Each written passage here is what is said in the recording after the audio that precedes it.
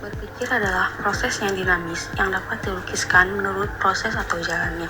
Maksud dari berpikir sebagai proses yang dinamis itu berarti bahwa ia terus bergerak, berubah, dan berkembang sesuai dengan situasi, informasi, serta pengalaman yang diterima seseorang. Nah, maksud dari berpikir dapat dilukiskan menurut proses atau jalannya itu berarti bahwa kita bisa memahami bagaimana berpikir terjadi dari tahap awal hingga menghasilkan suatu kesimpulan atau keputusan.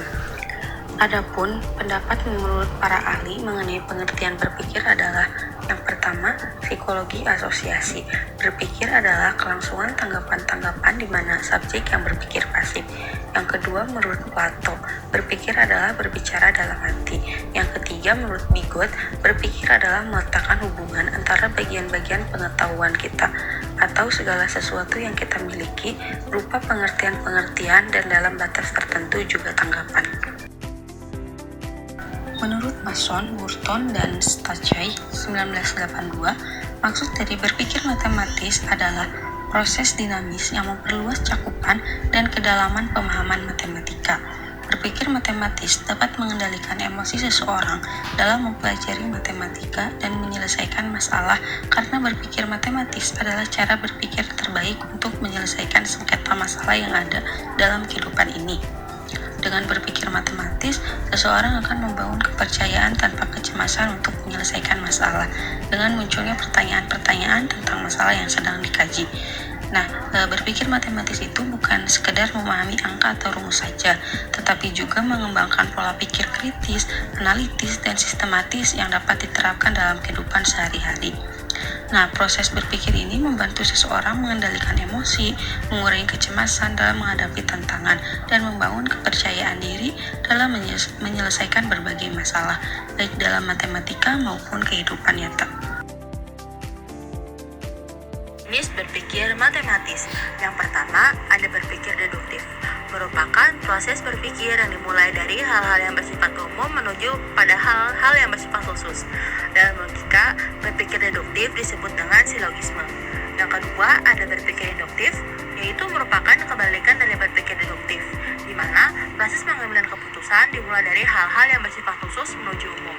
Istilah ini dikenal sebagai generalisasi.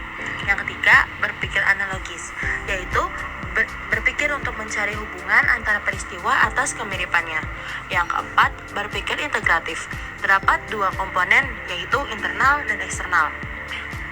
Internal terdiri atas tujuan, materi pelajaran, metode, dan evaluasi. Komponen eksternal yaitu mencakup guru, orang tua, dan masyarakat di sekelilingnya. Yang kelima dan terakhir itu ada berpikir abstrak, yaitu berpikir dalam ketidakberhinggaan, sebab bisa dibesarkan atau disempurnakan keluasannya.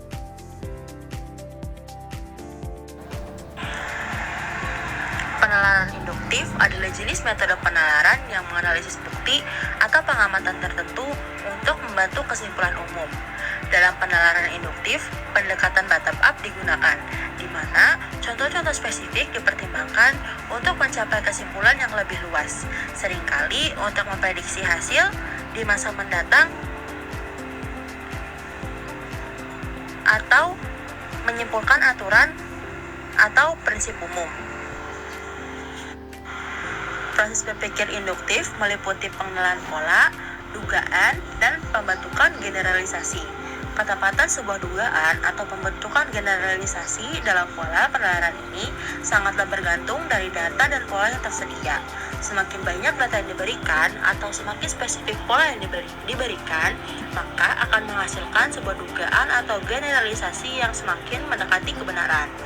Sebaliknya, semakin sedikit data yang diberikan atau semakin kurang spesifiknya pola yang disediakan, maka dugaan atau generalisasi bisa semakin jauh dari sasaran dan bahkan bisa memunculkan dugaan atau generalisasi ganda.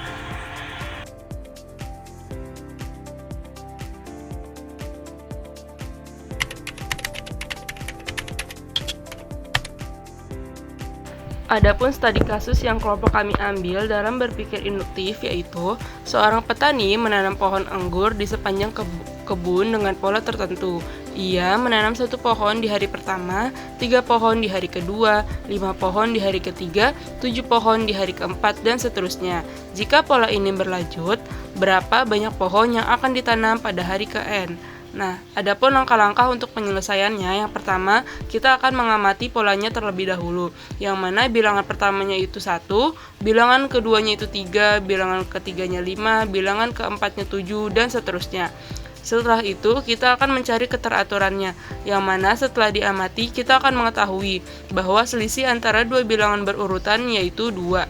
Jika dituliskan sebagai rumus, tampak bahwa bilangan ke-N dapat dinyatakan sebagai 2N-1, yang mana N-nya itu sama dengan hari petani menanam pohon. Misalkan, jika N sama dengan 1, maka 2 dikali 1 dikurang 1 sama dengan 1, yang artinya hari pertama petani menanam pohon akan menghasilkan 1 pohon.